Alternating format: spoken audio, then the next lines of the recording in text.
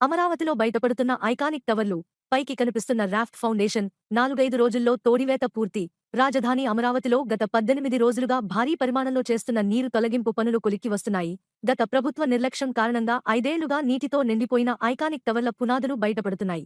మొదటి 2 టవర్ల వద్ద నీటిని దాదాపుగా బయటకు తోడేశారు.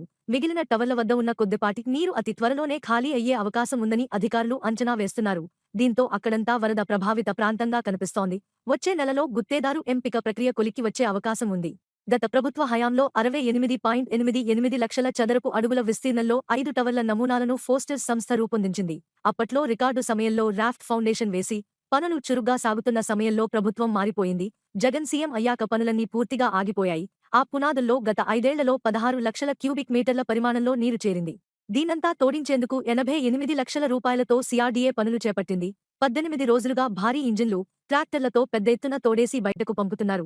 ఈ ప్రయత్నం ఫలించి ఆదివారం 1-2 టవర్లు పూర్తిగా బయటపడ్డాయి. అడుగున వేసిన రాఫ్ట్ ఫౌండేషన్ కూడా కనిపిస్తోంది. ఎక్కడికక్కడ బురద మేటలు వేసింది.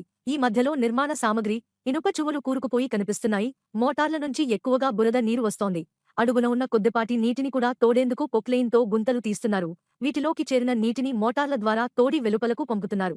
మిగిలిన 3 టవర్ల వద్ద దాదాపు 2 అడుగుల మేర నీరు కనిపిస్తోంది. 4-5 రోజుల్లో పూర్తిగా తోడేందుకు అధికారులు ఎక్కువ మోటార్లు ఏర్పాటు చేశారు. పరీక్ష ఫలితాలను బట్టి ప్రణాళిక, నీటిని పూర్తిగా తోడిన తరువాత పని దక్కించుకున్న సంస్థకు స్థలాన్ని సీఆర్డీఏ అప్పగించనుంది. పనుల ప్రారంభానికి ముందు ఐఐటీ నిపుణులతో పునాదులను పరీక్షించాల్సి ఉంది. ఈ ఫలితాల ఆధారంగా నిర్మాణం ఉంటుంది. సానుకూల ఫలితాలొస్తే లోగడ రూపొందించిన నమూనాల ప్రకారం టవర్ల నిర్మాణం కొనసాగిస్తారు. ఎత్తును తగ్గించాలని నిపుణులు సూచిస్తే, ఆ మేరకు తిరిగి కొత్తగా నమూనాలు తయారు చేస్తారు.